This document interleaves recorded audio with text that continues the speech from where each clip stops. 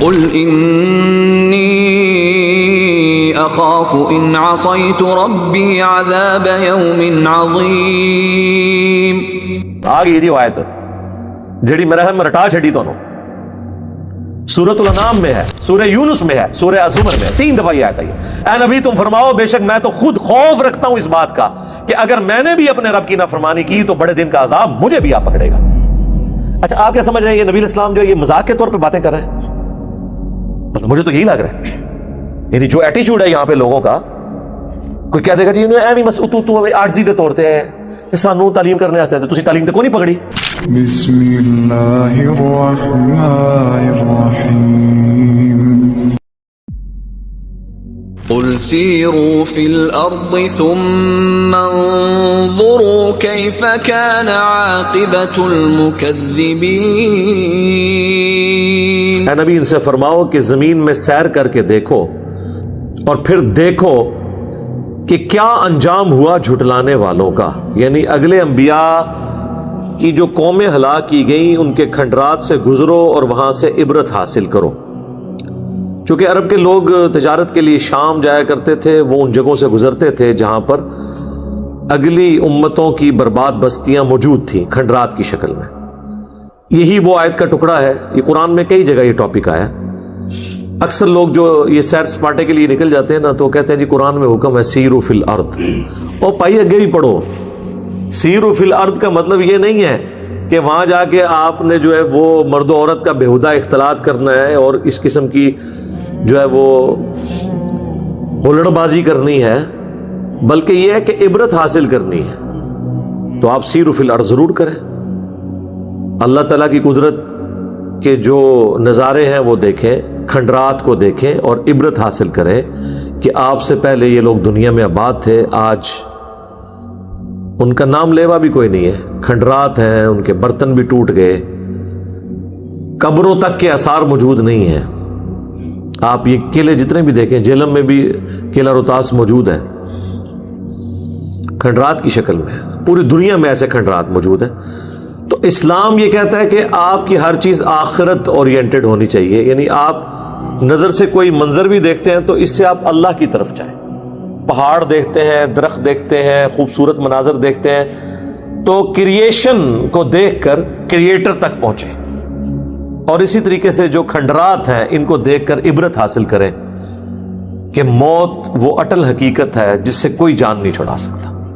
بڑی بڑی قومیں جو اپنے زمانے میں بڑی تمدن کی امام تھیں، یہ پیرامڈز جو ہیں گیزا کے مصر میں، اہرام مصر دیکھ لیں، آج ان کا نام لیوا کوئی نہیں ہے، ان کے کھنڈرات موجود ہیں. تو اے نبی ان سے فرماؤ زمین میں گھومو پھرو پھر دیکھو کہ کیا انجام ہوا جھٹلانے والوں کا. قل لمن ما في السماوات والأرض قل لله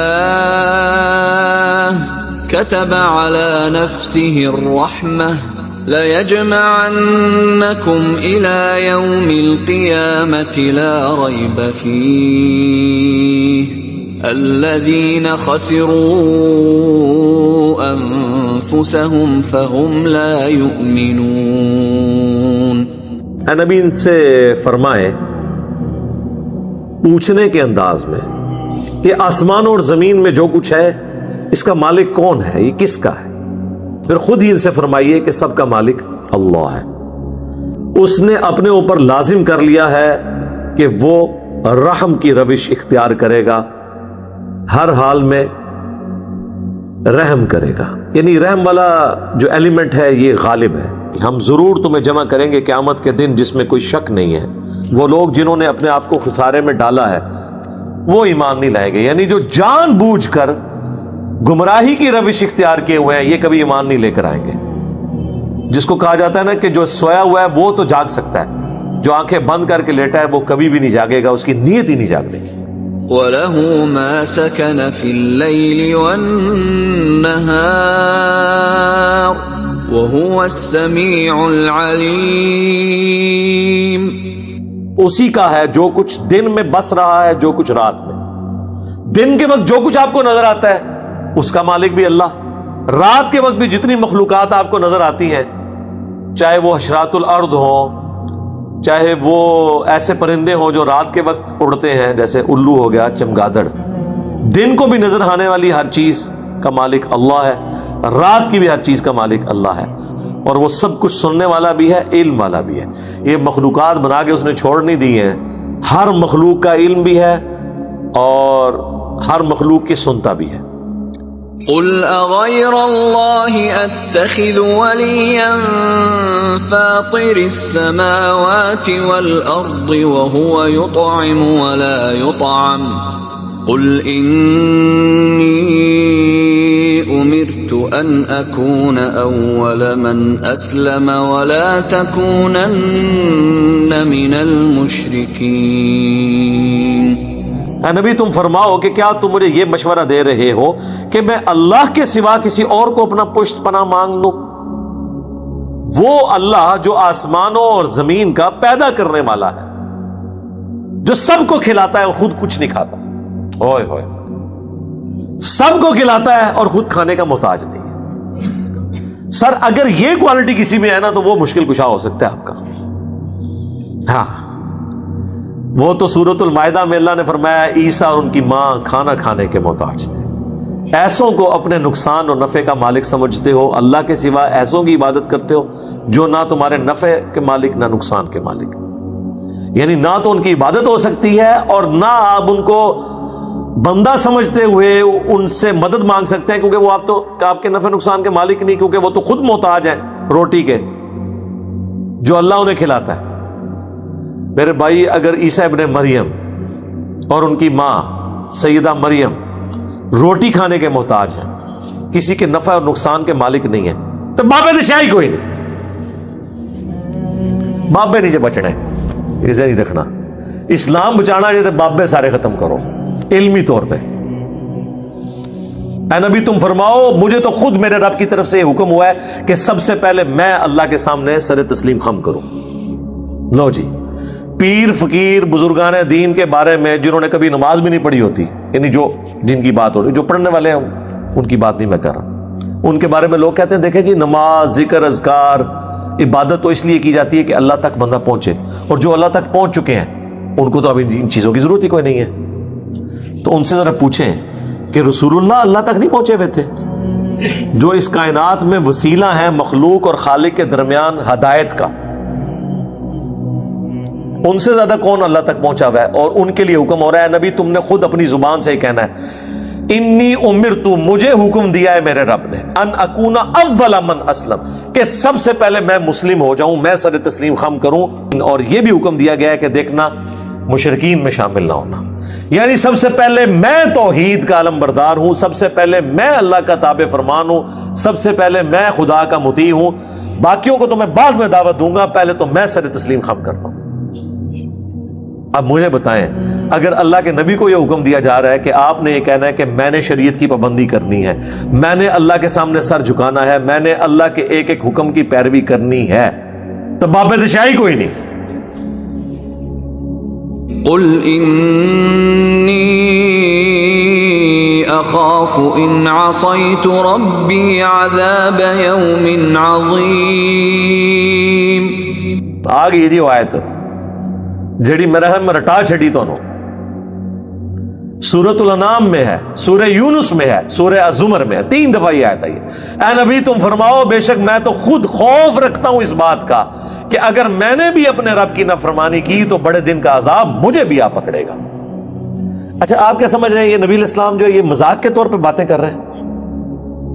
مطلب مجھے تو یہی لگ رہا ہے، یعنی جو ایٹیچیوڈ ہے یہاں پہ لوگوں کا، کوئی کہہ دے گا جی ایویں بس آرزی دے طور تے ہے، سانو تعلیم کرنے واسطے تو تسی تعلیم تے کوئی نہیں پکڑی، تواڈے بابے نے تے کوئی تعلیم نہیں پکڑی، نہ وہ نماز پڑھتے جے، نہ وہ دین دے اوتے چلدے جے، وہ تو اپنی عبادت کرواتے ہیں، وہ تو کہتے ہیں آپ ہمارے مرید ہو جائیں ہم جنت میں لے جائیں گے۔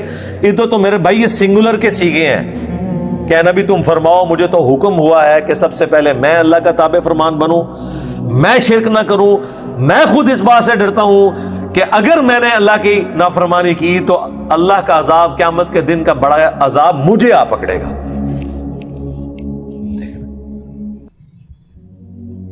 اندازہ کریں میرا خیال ہے دنیا میں اگر سب سے بڑی کوئی مثال دی جا سکتی تو یہی تھی نا.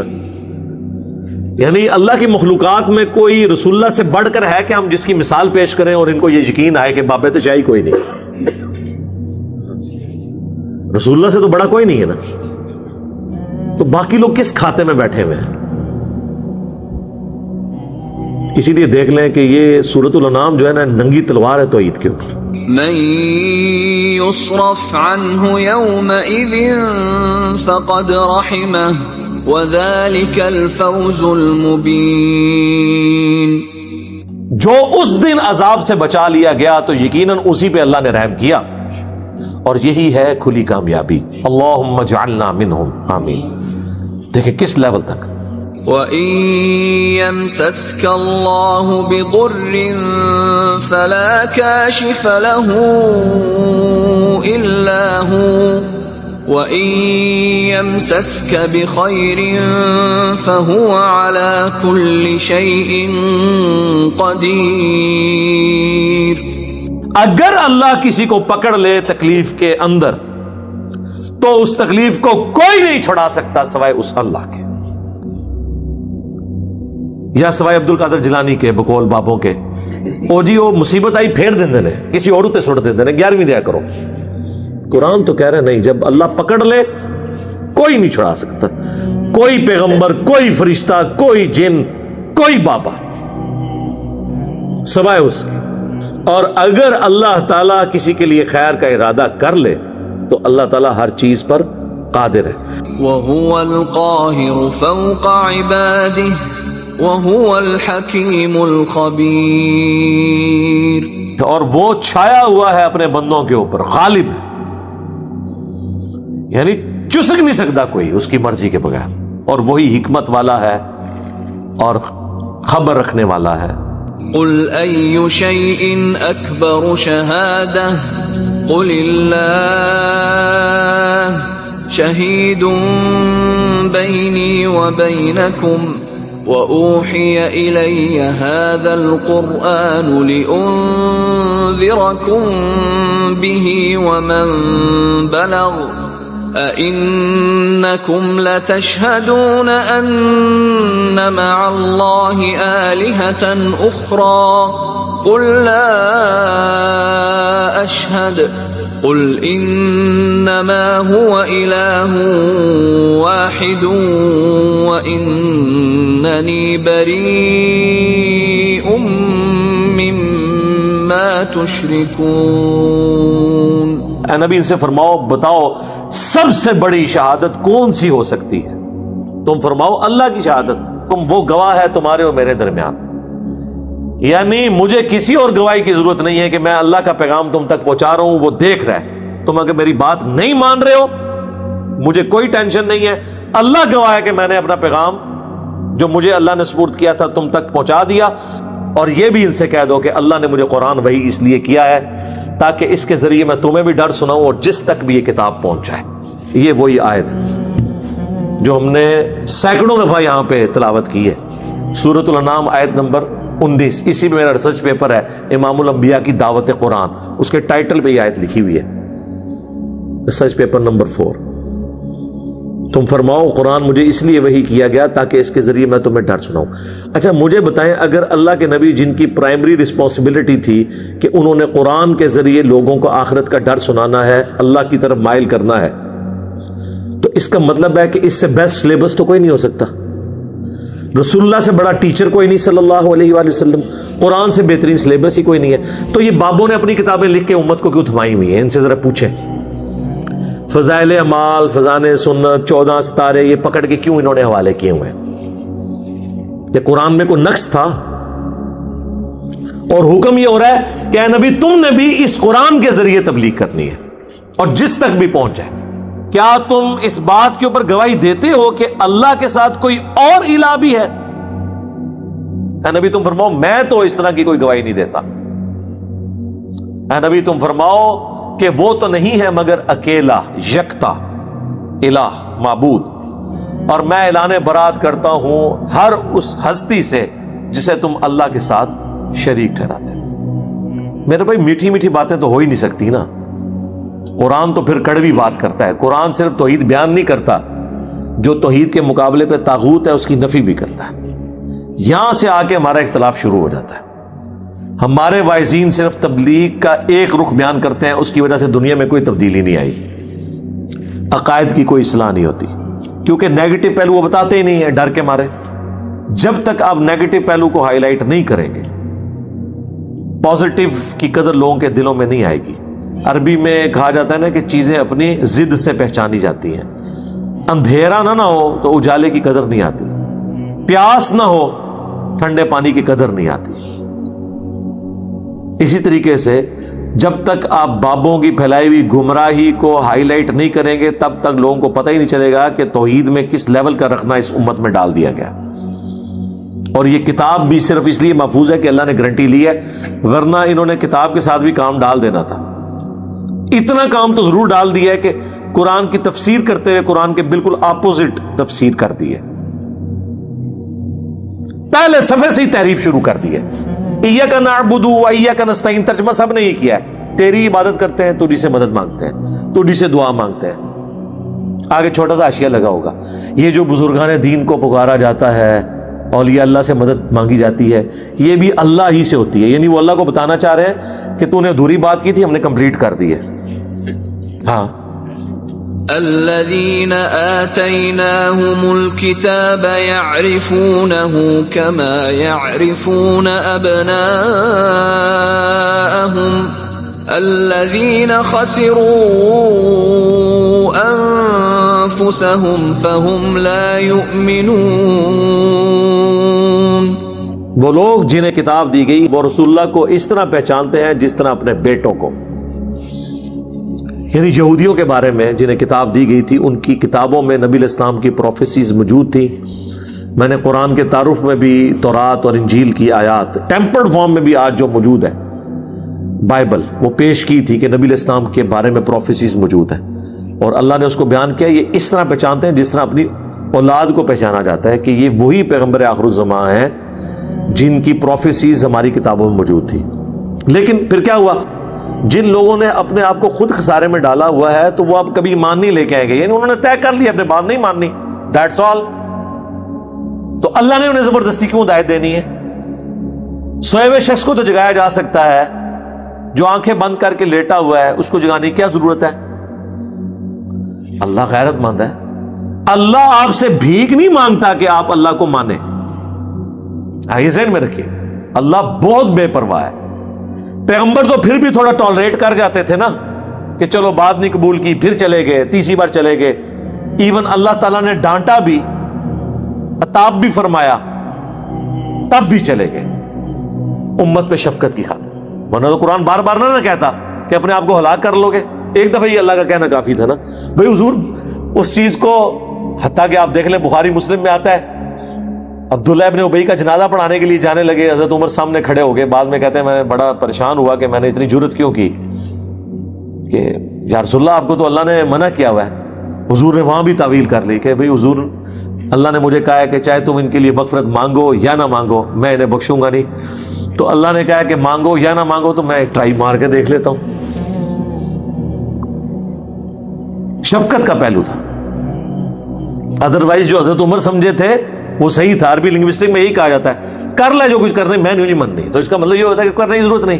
لیکن حضور اس کی بھی پلی لی. پھر اللہ نے اس سے بھی واضح الفاظ میں کہا کہ نہ تو آپ نے کسی منافق کا جنازہ پڑھنا ہے، نہ اس کی قبر پہ کھڑا ہونا ہے.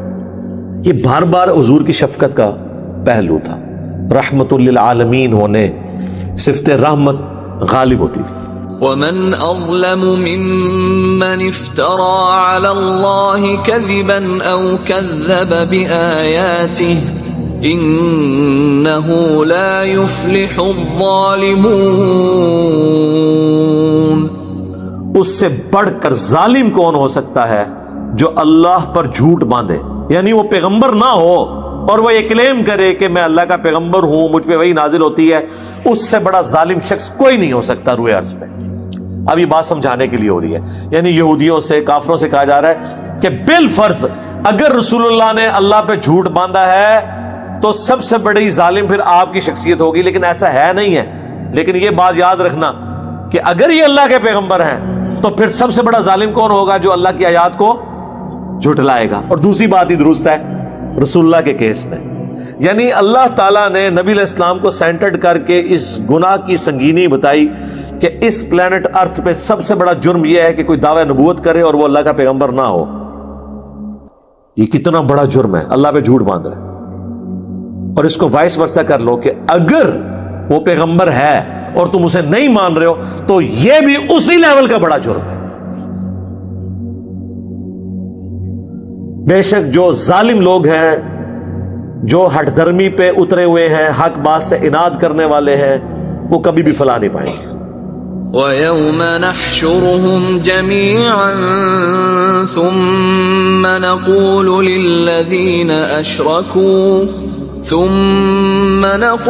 لِلَّذِينَ أَشْرَكُوا أَيْنَ شُرَكَاؤُكُمُ الَّذِينَ كُنتُمْ تَزْعُمُونَ. اور قیامت کے دن ان سب لوگوں کو ہم اکٹھا کریں گے، پھر ہم کہیں گے ان سے جو شرک کیا کرتے تھے، کہاں ہیں بھئی تمہارے شریک جن کے بارے میں تمہیں بڑا زوم تھا تمہیں بچا لیں گے اللہ کے مقابلے پر. یہ آیات آپ پیش کریں، کہیں گے یہ بتوں کے بارے میں جی. اچھا جی، بتوں کے بارے میں جو یقین رکھے کہ وہ اللہ کے مقابلے پہ چھڑا لیں گے وہ تو ہے کافر. اور جو پیغمبروں کے بارے میں، فرشتوں کے بارے میں، جنات کے بارے میں، مرے ہوئے لوگوں کے بارے میں یقین رکھے کہ وہ دھونس سے اللہ سے چھڑا لیں گے، وہ مومن کامل ہو جائیں گے. وہ ان سے بڑے مجرم ہوں گے کہ اللہ کو مان کر بھی شرک کر رہے ہیں. ثم لم تكن فتنتهم إلا أن قالوا والله ربنا ما كنا مشركين. اس کے جواب میں ان کے پاس کوئی اور جواب نہیں ہوگا سوائے اس کے کہ وہ کہیں گے واللہ، اللہ کی قسم اے ہمارے رب، ہم نے تو کبھی زندگی میں شرک کیا ہی نہیں تھا. لو جی بابے فارغ خود ہی بابیا تو منکر ہو جان گے. وہ کہیں گے جی اللہ کہڑے بابے نکل کر ہم تو پتہ ہی نہیں، ایسی کدے شرک کیے ہی نہیں دنیا میں. انظر كيف كذبوا على أنفسهم وضل عنهم ما كانوا يفترون. اللہ کہہ رہا دیکھو ذرا کس طرح اپنے بارے میں خود ہی جھوٹ بول رہے ہیں، اپنے آپ کو ہی جھٹلا دیا ہے، اپنے اس عقیدے کے منکر ہو گئے ہیں جو عقیدہ کل تک یہ نعروں میں لگایا کرتے تھے. اور ان سے جاتا رہا وہ چیز جو دنیا میں یہ جھوٹے عقیدے افطرا بازیاں کیا کرتے تھے، آج سب کچھ غائب ہو گیا. وَمِنْهُمْ مَنْ يَسْتَمِعُ إِلَيْكَ وَجَعَلْنَا عَلَى قُلُوبِهِمْ أَكِنَّةً أَنْ يَفْقَهُوهُ وَفِي آذَانِهِمْ وَقْرًا وَإِنْ يَرَوْا كُلَّ آيَةٍ لَا يُؤْمِنُوا بِهَا حَتَّى إِذَا جَاءُوكَ يُجَادِلُونَكَ يقول الذين كفروا إن هذا إلا أساطير الأولين. اے نبی ان میں ایسے لوگ بھی ہیں جو غور سے آپ کی بات سنتے ہیں بظاہر، لیکن ہم نے ان کے دلوں کے اوپر پردے ڈال دیے کہ آپ کی بات کو سمجھ سکیں، اور ان کے کانوں میں ہم نے گرانی ڈال دی، آپ کی باتیں انہیں بوجھل لگتی. یہ ہر معجزہ بھی دیکھ لیں تب بھی ایمان نہیں لے کر آئیں گے. استغفر اللہ توب علیہ. یہ پوائنٹ آف نو ریٹرن ہوتا ہے. اس کا ذکر سورۃ الانعام کی آیت نمبر 110 میں آئے گا. اللہ یہ ٹروتھ ریویل کرے گا کہ ایسا ہوتا کیوں ہے کہ پیغمبر بات کر رہا ہے اور اللہ تعالیٰ کہہ رہا ہے کہ پیغمبر کی بات اور ان کے دلوں کے درمیان میں نے ایک پردہ ڈال دیا، پیغمبر کی بات بھی نہ سمجھ آئے. لو جی یہ تو کہتے ہیں بابے نگاہ مار کے ہدایت دے دیتے ہیں، اور اللہ تعالیٰ ہمارا پیغمبر بھی قرآن پڑھے گا انہیں ہدایت نہیں ملے گی کیونکہ ہم نے مور لگا دی ہے. کیوں؟ وہ سورۃ الانعام کی آیت نمبر 110 میں آئے گا کہ جب پہلی دفعہ ان پہ حق کھلا تھا نا، انہوں نے حق کو پہچانے کے باوجود ضد اور ہٹ درمی کی، اس کے سبب اللہ نے ان پر مور لگا دی ہے. اس لیے اللہ کی مور سے ڈرنا چاہیے. ربنا لا تزغ قلوبنا بعد اذ هديتنا وهب لنا من لدنك رحمة انك انت الوهاب. آمین. یہ ہر معجزہ ہر نشانی دیکھ لیں تب بھی ایمان نہیں لائیں گے. یہاں تک کہ جب یہ آپ کے پاس آتے ہیں تو یہ جھگڑتے ہی ہیں آپ کے ساتھ, صرف حجت بازی کرتے ہیں, اور پھر الٹیمیٹلی ان کے پاس یہی بہانہ ہوتا ہے یہ تو اگلے لوگوں کی کہانی ہے. یعنی آپ جو اگلے پیغمبروں کے واقعات سناتے ہیں, ان کی قوموں کا ذکر کرتے ہیں, یہ ایک سٹوریاں تھیں, ان کا حقیقت سے کوئی تعلق نہیں ہے. نعوذ باللہ.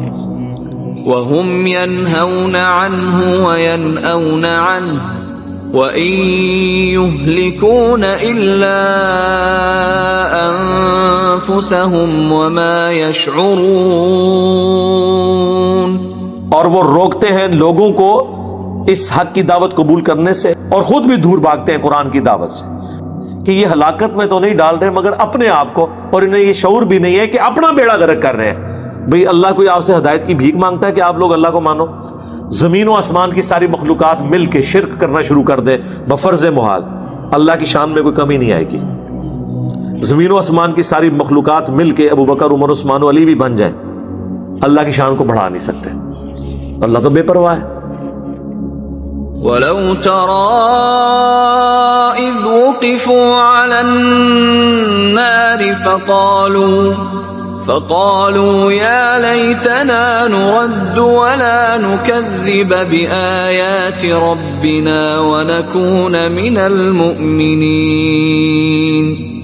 کاش تم وہ وقت دیکھ لو جب ہم انہیں جہنم کی آگ پر پیش کریں گے.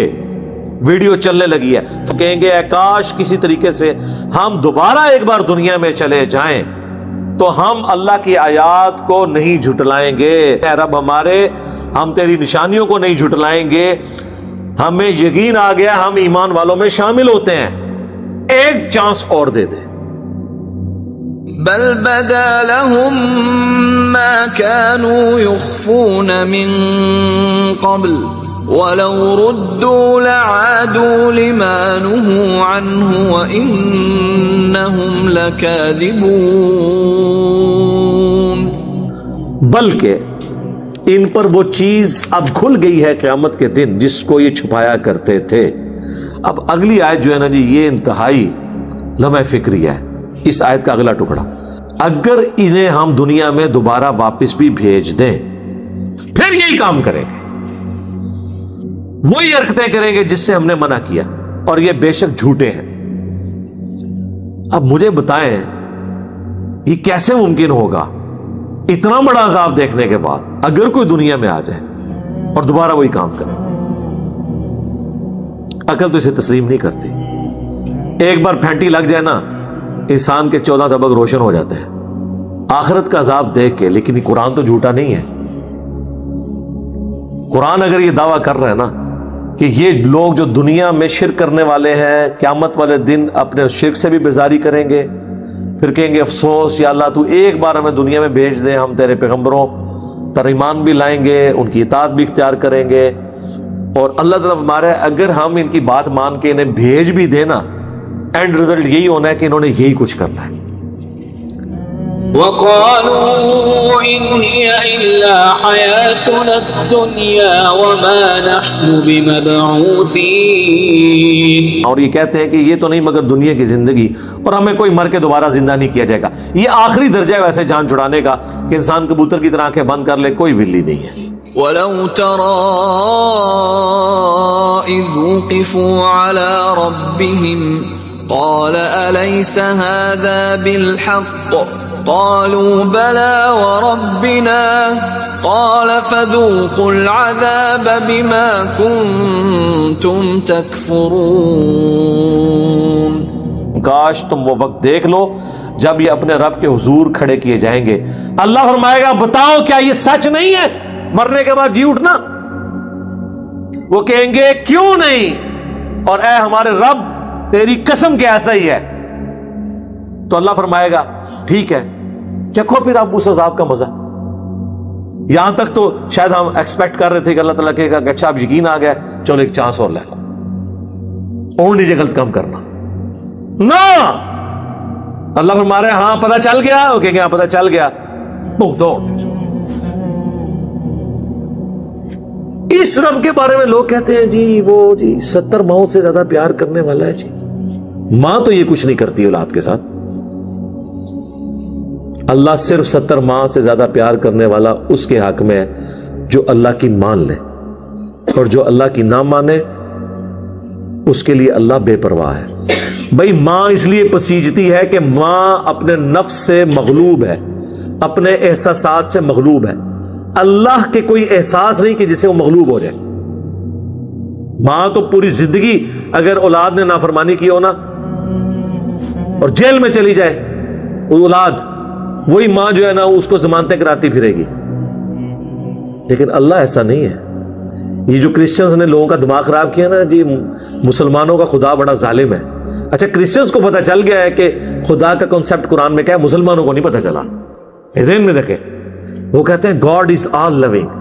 دیکھو ہمارا گاڈ جو ہے وہ آل لونگ ہے، اتنا لونگ ہے کہ ایک عیسیٰ کو سولی چڑھا کے پوری انسانیت کے لیے جنت لکھ دی ہے۔